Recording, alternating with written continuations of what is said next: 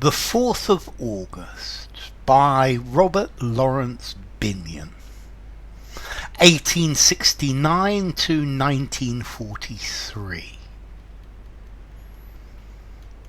Now in thy splendour go before us, Spirit of England, ardent-eyed, enkindle this dear earth that bore us in the hour of peril purified. The cares we hugged drop out of vision, our hearts with deeper thoughts dilate. We step from days of sour division into the grandeur of our fate. For us the glorious dead have striven, they battled that we might be free. We to their living cause are given, we arm for men that are to be.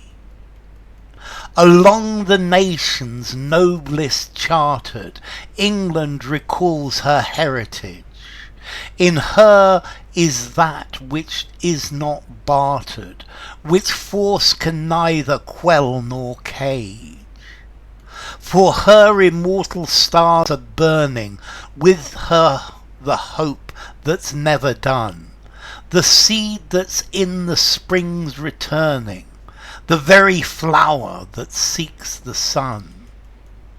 She fights the force that feeds desire on, dreams of a prey to seize and kill, the barren creed of blood and iron, vampire of Europe's wasted will.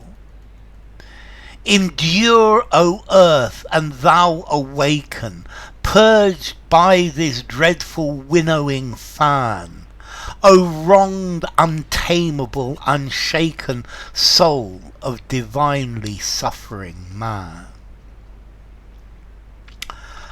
Okay, this is a poem by Laurence Binyon, Robert Laurence Binyon. Binyon was a British poet. He was born in Lancaster in Lancashire, that's northeast England, and he was a poet and a dramatist. He went to St Paul's School in London, and then he went to Trinity College, Oxford. He worked for the British Museum for most of his life.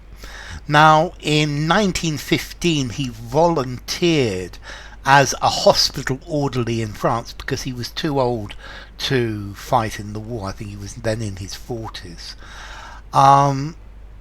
And after that, he took care of wounded people back in the UK.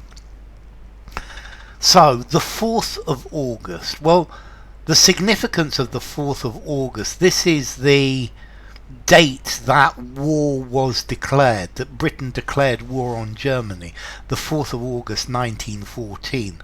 And this poem is clearly from the beginning of the war. And this poem is reflecting the patriotism for the UK, and how, yes, there are going to be casualties, but Britain is doing the right thing. England is on the side of right. He's saying that Britain is fantastic, and Britain is saving the world. Is going to look after the freedom of Europe. Because I think at this time, at the beginning of the war, it was seen that Germany and the Central Powers were responsible for the beginning of this war, of this war.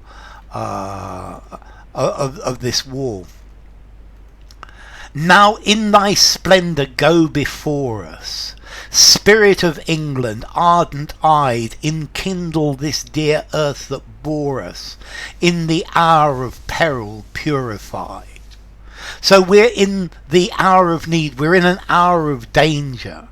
And the strong-eyed England is going to look after the earth, is going to go in her splendour to protect the world from this danger. The cares we hugged dropped out of vision. Our hearts with deeper thoughts dilate. So the small problems that we had between people, the arguments, the bickering, all of that has stopped. And all of this has fallen, has gone by the wayside, and we are now unified, and we think of much more important things. Our hearts are opening, are dilating with the thoughts of defending freedom. We step from our days of sour division into the grandeur of our fate.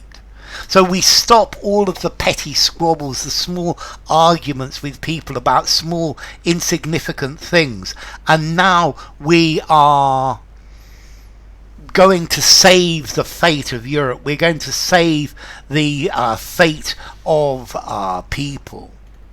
For us the glorious dead have striven. They battled that we might be free. So in the past and up to now, our soldiers have given their lives. They have fought for freedom. And we now are joining to their cause. We are taking arms. Our men are arming and are going to the war for freedom, for this cause of freedom that Britain has fought for, or England has fought for so long. Among the nations nobliest chartered, England recalls her heritage. So this is England's heritage of defending freedom. Yeah, England is a noble nation. This is so patriotic. In her is that which is not bartered, which force can neither quell nor cage. And England stands for freedom.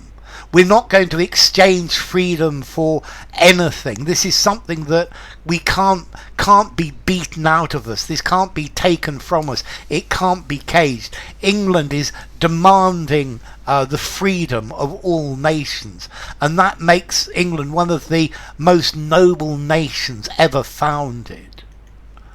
For her immortal stars are burning, with her the hope that's never done.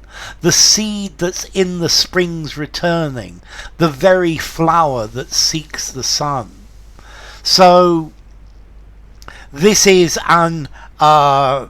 always the goal of England, to maintain this freedom. This is a hope, or an objective that it will never go.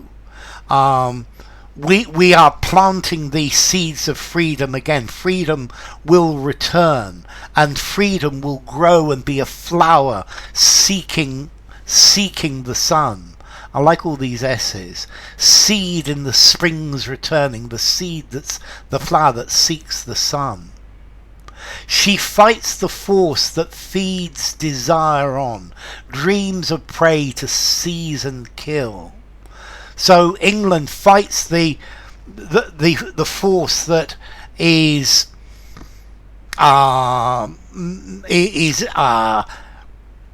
imprisoning people, the force that is destroying freedom, and England is dreaming to kill this prey, to kill this evil that wants to enslave everybody, and the country is dreaming to stop this enemy, to stop this monster.